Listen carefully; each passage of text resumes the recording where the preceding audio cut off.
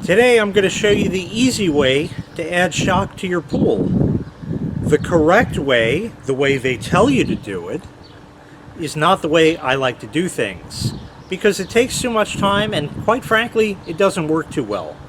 What they say to do is to get a bucket and put the amount of shock in here that you're going to want and fill the bucket with water and mix it up, and then go and walk around and pour it into the pool all the way around.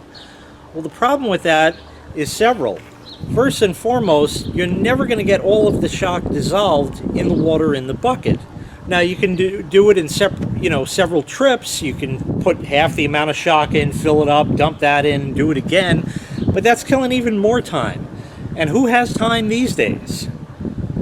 So I don't like to use the bucket method. The other problem you're going to have with the bucket is if you pour it all in, it's not all going to dissolve, and then you have all the little crystals and stuff like that that you're going to end up putting in a lump in the pool, which is then going to sit on the bottom of the pool. Now, if you have a gunite pool, that's not that big of a deal really, but for a vinyl line pool like I have, that's really bad, and that can not only bleach the liner but also weaken it in that spot for it to break later on. So as far as the bucket goes, you don't need it. Here's the way I do it. So the first step in doing this is to disable your pool filter completely. And the way you do that is to turn your multi-port valve over to the recirculate mode. And as you can see here, I already have mine in the recirculate mode right here. This way it bypasses the filter because the shock is very, very strong chlorine, and that can easily damage the filter grids in your filter. So by bypassing the filter, we don't have to worry about that anymore. So we just keep it on recirculate. We'll shut the pump off, switch it to recirc, and turn the pump back on, and then we're going to add shock to the pool. Now, before anybody says anything about the weeds and the tall grass, they need love too. We haven't mowed yet. It's just turning that time of the year, so we'll get to that. But back to the shock. Your pool has a bucket built in. It's called a skimmer. That's right. There's a whole bunch of water, and you can see that the water is moving in there. Just like that. You can see the water in there is moving. It's going in and going down and stuff like that. Now I have to clean the basket out here first, because we just opened the pool, so it's got all sorts of stuff it's filtering out there. But after that, you have exactly what you need. Water flowing, essentially a bucket that is going to continuously replenish the water instead of just a static bucket that's going to stay there and never mix. So here's what we do. First of all, I'm going to take the basket out because it's time to empty it. It's filled with all kinds of tree goodness, and that was just since yesterday, so that gives you an idea how disgusting this is at the moment. And now I'm going to get the shock. The key word with this is slow. Do not just dump your shock right in. If you do that, you will have problems that you're going to be responsible for. So what you want to do is put this in very, very slowly.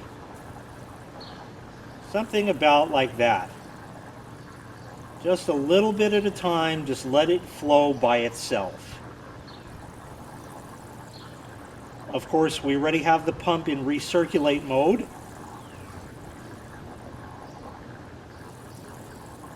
So this way it won't damage the filter.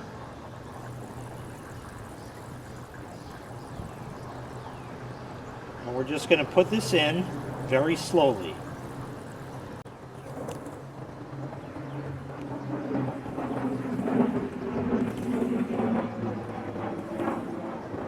Now what's happening as we do this is the water is flowing in here at a very, very high rate of speed.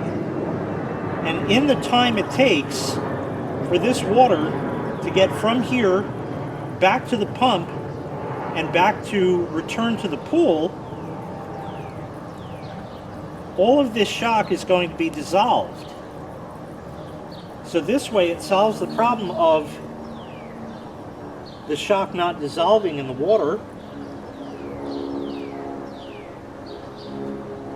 It also saves you from having to carry a heavy bucket around.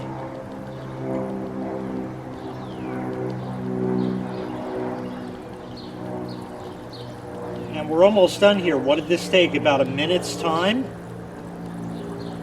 You know, you probably can't even fill a bucket with water in that amount of time and get it mixed. So just by doing this, little by little,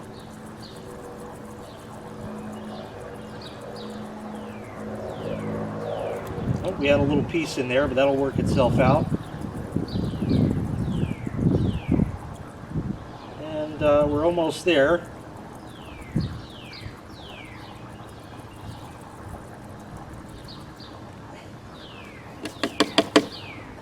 And that's it. We've now added shock to the pool. Now just clean your basket out. That's about as clean as I'm going to bother to make it because it's only going to get filled in another day's time. And we put it back in and cover it back up. And there we are.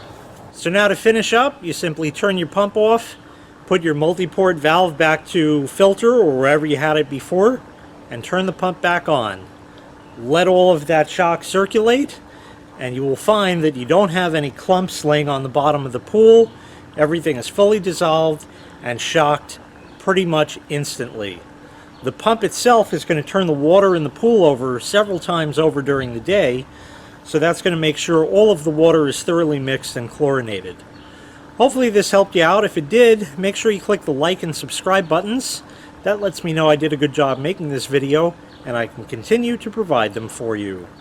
The next video will be turning the filter on my pool, because I have not done that yet. So stay tuned for that.